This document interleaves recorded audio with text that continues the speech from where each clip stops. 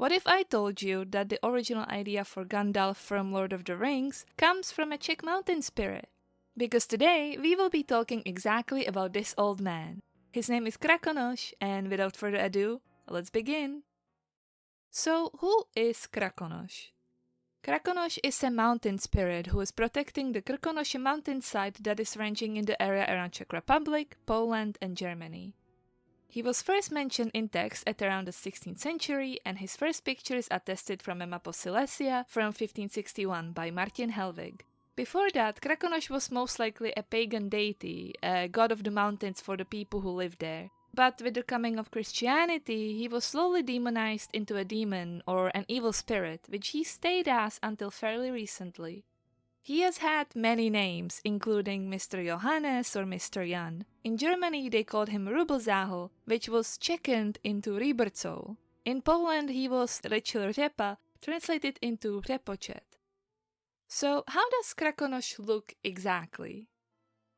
In the first drawing of him that I have already shown you, he looks like a demon. He has eagle's head, antlers, goat legs and a long tail. He is also holding a staff. He used to be able to shapeshift into any form he wanted, and was overall an evil spirit who was hurtful, angry, made fun of people and punished them for no reason whatsoever. But by the 19th century, the vision of Krakonoš started changing. He slowly turned into a nice spirit, one that protects and helps the innocent instead of punishment. He also gained his more recognizable look, an old man holding a staff and smoking from a big pipe. In the 17th century, a man known as Pál Johannes Praetorius has written a book about Krakonoš called Damenologia Rubinzály Silesy, or in Czech known as Krakonoš, Pravdivé a nadmíru žertovné, ale strašidelné příběhy, které se udály v Čechách a ve Slezsku. Let's go through one of the stories written there, shall we? Krakonoš opens an inn. One day, Krakonoš found an old abandoned inn and decided to become an innkeeper. At the same time, some very fancy people traveled around and decided to spend a night at this new establishment.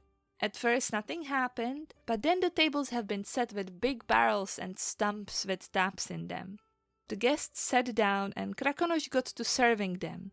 He opened a wardrobe from where a lot of food started pouring out. Where was the food coming from?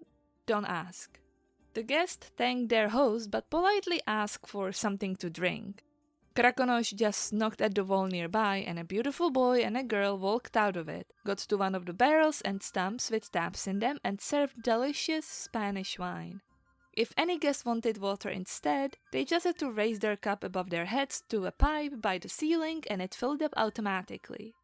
More exotic food came from the wardrobe, fruits and herbs from faraway lands. The guests loved it. Then more spirits arrived and started playing music on unknown and crazy musical instruments. The atmosphere was great, the guests were happy and quite drunk to be fair. But then one of the guests asked Krakonoš for more entertainment. The spirit declined him, saying that there was enough of it for one night. The guest didn't stop though and continued begging him over and over again. So Krakonoš was like, alright then, and turned the guest's head into a bull. Everyone started laughing at him.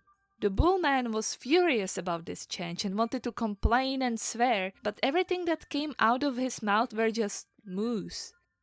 This frustrated the man even more, so he wanted to have a drink to, I guess, forget that he was now a part animal?